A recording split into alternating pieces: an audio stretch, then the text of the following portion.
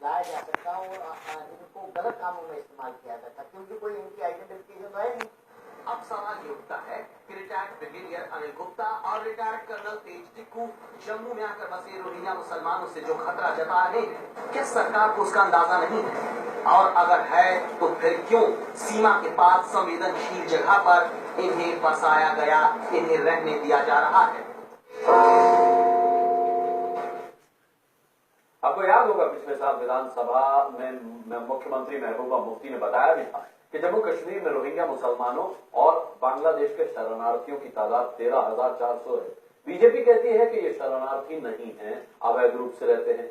आरोप लगाते हैं कि कांग्रेस ने इन्हें वोट बैंक के लिए बसाया, तो विरोधी बीजेपी पीडीपी को ही कटघरे में खड़ा करते हैं। तो कश्मीरी पंडित पूछते हैं कि हमें बसा नहीं पाए, रोहिंग्या मुस्लिमों पर इतनी सियासी इनायत क्यों?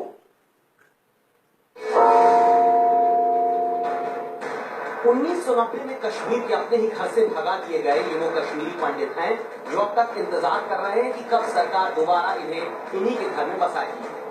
फिलहाल जम्मू में रह रहे कश्मीरी पंडित सवाल उठाते हैं कि कहीं रोहिंग्या मुसलमानों के जरिए सियासत, आबादी का इतिहास, भूगोल तो नहीं बदलना चाहती।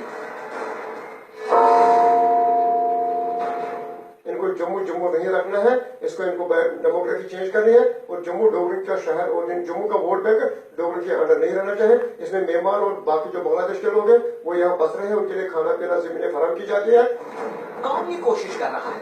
क्या बीजेपी के समर्थन से चल रही महबूबा मुफ्ती या फिर कांग्रेस या फिर नेशनल कॉन्फ्रेंस? क्या जम्मू में रोहिंग्या मुसलमानों के बहाने वोट बैंक की शरण ली जा रही है?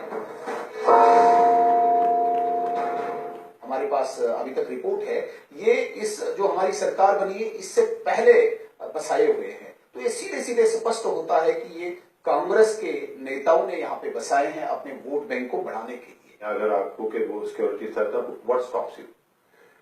हुकूमत आपकी, ऑफिसर्स आपके, एडमिनिस्ट्रेशन आपकी, विधायक आपके जिन एरियाज में वो रहते हैं, यदि वो समझते हैं कि किसी वर्ग विशेष को रिझाने के द्वारा वो अपनी राजनीति आगे बढ़ा सकते हैं, तो शायद वो गलतफहमी के शिकार हैं। सारा मामला बड़ा संवेदनशील है, तो इसको देखते हैं, देखते क्या होता है। इन बयानों को सुनकर यह समझना मुश्किल कतई नहीं कि जम्मू में बढ़ते जा रहे रोहिंग्या मुसलमानों के पीछे सियासत का सबसे बड़ा हाथ है।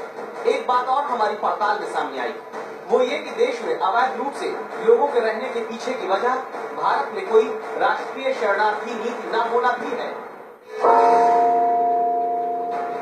अभी एक्चुअली जो परिस्थिति है, ना लॉ है, ना सरकार के पास कोई खबर है कि कहां से आया है और कहां रह रहा है। जो शरणार्थी हैं, उन्हें मानवीय आधार पर भारत जरूर मदद करे, लेकिन ऐसी राष्ट्र नीति सरकार को जरूर बनानी चाहिए जहां इस बात का ध्यान रखा जाए कि सरहदी इलाके, संवेदनशील इलाके में दूसरे देश के नागरिकों को न बसाया जाए, ताकि जैसा खतरा जम्मू में रोहिंग्या मुसलमानों के बसने पर एजेंसियां जता रही हैं, वो देश को नुकसान न पहुंचा सके।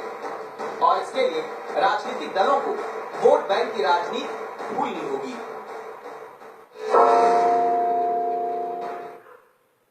चले इसी के साथ यहाँ छोटा सा ब्रेक ले रहे हैं, लेकिन लौटेंगे तो दिखाएंगे कैसे कोचिंग के नाम पर शिक्षा को धंधा बना देने वालों